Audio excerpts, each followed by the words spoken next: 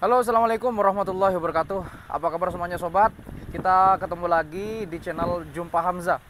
Ya, kali ini saya ada di luar rumah atau di outdoor, tepatnya di belakang rumah saya, karena rumah saya dekat dengan laut dan tentunya anginnya sangat kencang. Ini lautnya nih, ini lautnya. Jadi itu lautnya ya. Rumah saya dekat dengan laut dan ya kita ngobrol-ngobrol santai tentang tema yang akan kita bahas pada episode kali ini. Pastinya sobat tahu apa yang disebut dengan istilah punk ya, atau anak punk. Punk itu apa sih? Jadi punk itu sebetulnya adalah sebuah aliran, juga bisa disebut dengan aliran musik, kemudian sebuah ideologi, dan juga punk ini mengajarkan sebuah prinsip hidup. Jadi punk itu ada sejarah dan asal usulnya. Kenapa punk itu bisa identik dengan anak-anak yang memang anak-anak yang cenderung dia pakainya compang-camping, kemudian tidak beraturan, jarang mandi, rambutnya mohak dan segala macam. Nah, itu semuanya ada pada komunitas punk. Apa punk itu dan bagaimana sejarah dan asal usulnya? Ini akan kita coba diskusikan pada episode kali ini. Ayo kita lihat punknya dan jangan skip videonya. Kita putar dulu intronya.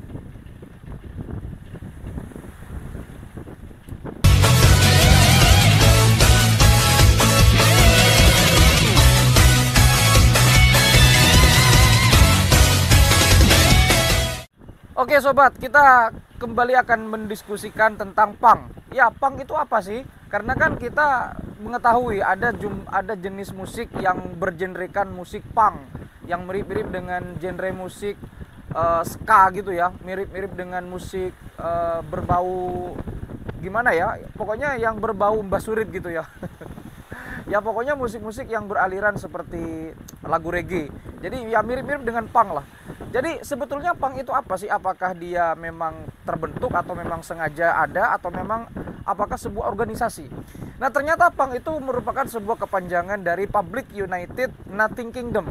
Kalau diartikan secara gampang atau secara literal, maka berarti sekumpulan masyarakat yang tidak memiliki kerajaan. Dalam hal ini tidak memiliki aturan, dalam tanda kutip tidak memiliki aturan negara dan tidak terikat oleh hukum. Jadi itu yang disebut dengan punk, Public United Nothing Kingdom. Nah, punk ini sendiri lahir di dekade 80-an, tepatnya di dekade 1988 hingga 1989 di Britania Raya atau di Inggris. Kemudian punk ini juga akhirnya menyebar ke benua Amerika, tepatnya di Amerika Serikat, dan berkembang di dekade 90-an. Kemudian punk ini juga ternyata cepat meluas dan menyebar ke seluruh dunia, tidak terkecuali di Indonesia. Di mana punk di Indonesia juga lahir sekitar dekade 90-an, dan juga sampai sekarang punk ini juga masih ada di beberapa daerah di Indonesia dan memiliki aliran-aliran serta kelompok dan organisasi punk itu sendiri, Public United Nothing Kingdom. Nah, punk ini juga pertama pengertiannya adalah memiliki berbagai variasi ya. Yang pertama, punk ini memiliki sebuah arti ideologi. Jadi, punk ini bertujuan untuk melawan ideologi kapitalisme, di mana punk ini selalu menyuarakan kesederhanaan, kebebasan, dan juga tidak adanya kasta dalam sebuah kehidupan. Jadi ya kalau ini mirip-mirip dengan paham komunis ya, tetapi kalau dalam punk itu tidak ada peraturan yang mengikat. Jadi punk ini memiliki filosofi DIY, do it yourself. Apa yang bisa kamu lakukan, lakukan sendiri. Apa yang bisa kamu lakukan tanpa minta bantuan orang lain, maka sebaiknya kamu lakukan dengan dirimu sendiri. We can do it by ourselves. Itu adalah semboyan dari punk, Public United Nothing Kingdom. Jadi itu pengertian pertama. Kemudian yang kedua, punk ini juga bisa berarti sebuah aliran musik. Kenapa punk ini bisa merangkak menjelma kepada aliran musik? Karena dulu ketika awal-awal punk ini terbentuk di Britania Raya, di Inggris dan sekitarnya, punk ini menjelma menjadi aliran musik yang mana ada beberapa anggota dari punk itu yang memiliki talenta musik. Dalam hal ini bisa bermain alat musik, bisa gitar, drum, bass, dan seterusnya. Kemudian ada yang bisa vokalis. Jadi punk ini menjawab kepada masyarakat bahwa punk ini adalah genre musik yang mirip dengan rock, tapi dia rock yang mohon maaf rocknya agak entry level. Jadi kalau dulu ada Elvis Presley, kemudian ada grup dari Inggris Queen, kemudian ada The Beatles. Itu kan musik-musik yang papan atas ya, atau high end. Kemudian punk ini hadir untuk menjawab sebuah ketidakpuasan masyarakat yang tidak bisa memenuhi standar musiknya rock yang papan atas itu dengan hadirnya punk ini. Dan punk ini juga berharap masyarakat bisa menikmati rock yang level bawah, sehingga hadirlah musik beraliran punk. Lalu kemudian punk ini juga identik dengan penampilan yang urakan, penampilan yang tidak bisa diatur. Mereka suka berbuat semaunya sendiri, tidak taat peraturan, baju compang-camping, jarang mandi. Bahkan ada yang mengatakan punk ini menurut sumber yang saya baca di beberapa sumber di internet, punk ini jarang mandi. Ada yang 1 minggu sekali, ada yang 2 kali, 3 kali itu udah paling cepet itu. Dan bajunya compang-camping. Kenapa mereka melakukan hal seperti ini? Ya karena punk ini adalah rata-rata yang anggota punk ini adalah anak-anak yang broken home. Jadi mereka yang kurang kasih sayang, orang tuanya sering tengkar, orang tuanya suka menyalahkan anaknya, tidak bertanggung jawab kepada keluarganya. Akhirnya mereka tidak puas di rumah, kemudian mereka mencari sebuah kebebasan, mencari sebuah solusi, mencari satu kelompok yang senasib dengan mereka. Akhirnya mereka menemukan sebuah komunitas atau masyarakat yang sama dengan keadaan mereka, sama-sama broken home dalam tanda kutip, dan akhirnya menjadi sebuah punk. Ya awalnya berangkat dari situ kalau dari segi psikologis ya.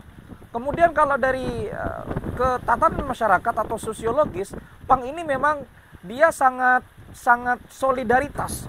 Jadi punk ini dimanapun punk ini berada di seluruh antero dunia pun, punk ini akan selalu merangkul. Karena menurut mereka persahabatan itu sungguh tiada batasnya. Persahabatan itu adalah hal yang tidak bisa ditawar. Jadi apapun golongannya, apapun jenisnya, bagaimanapun jenis kelaminnya, punk ini mau merangkul.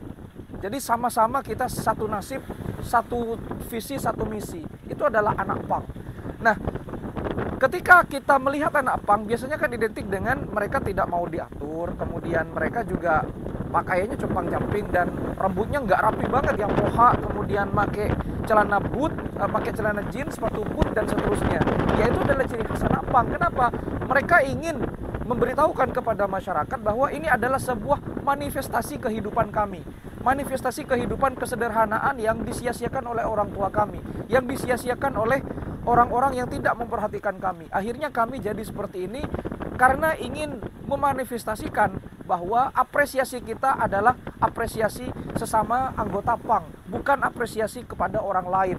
Jadi itulah yang diharapkan oleh tujuan berdirinya dan terbentuknya aliran punk ini. Ya memang kalau kita lihat anak punk itu kan agak nakal ya, mereka urakan. Tetapi tidak semua seperti itu anak punk itu. Mereka juga sadar akan arti dari kekeluargaan karena mereka sesungguhnya kurang kasih sayang. Anak punk itu kurang kasih sayang. Anak broken home itu kurang kasih sayang.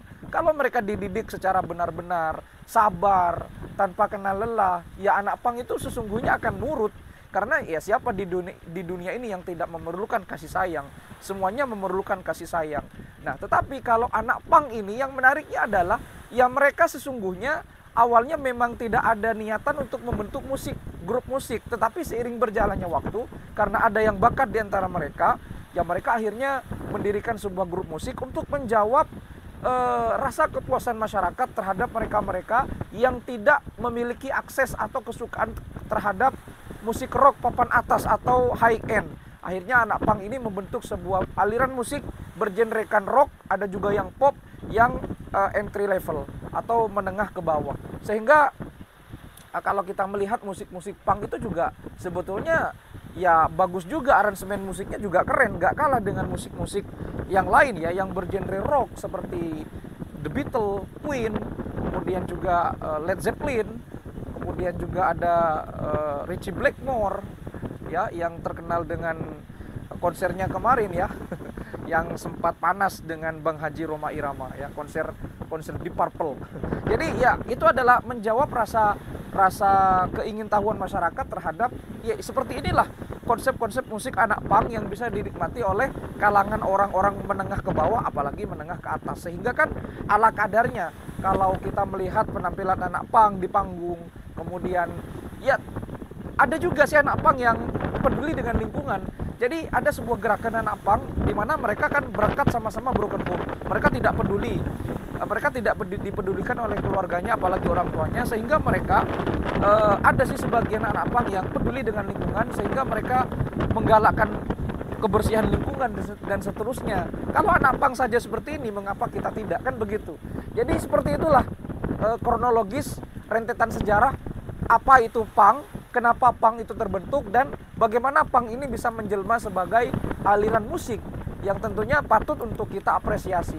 Ya karena apresiasinya kita begini, bagaimana bisa seorang anak broken home kemudian menemukan sebuah jati dirinya dan mereka berkarya juga, yaitu patut kita apresiasi.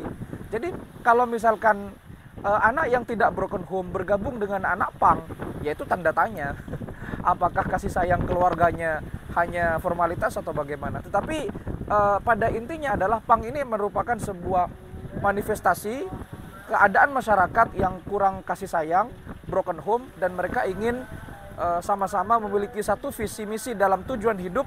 Mereka anti yang namanya peraturan. Dalam hal ini mereka tidak terikat tentang peraturan karena mereka sudah bosan dengan peraturan, dan akhirnya mereka membentuk sebuah komunitas pang yang disingkat dengan Public United Nothing Kingdom.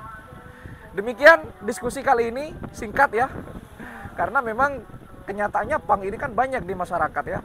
Ternyata pang itu tidak senegatif yang kita bayangkan dan kita ketahui selama ini. Mari kita apresiasi mereka, mari kita didik mereka, mudah-mudahan mereka menjadi pang yang bisa bermanfaat kepada orang lain. Terima kasih sudah menyimak, sampai jumpa di video berikutnya. Wassalamualaikum warahmatullahi wabarakatuh.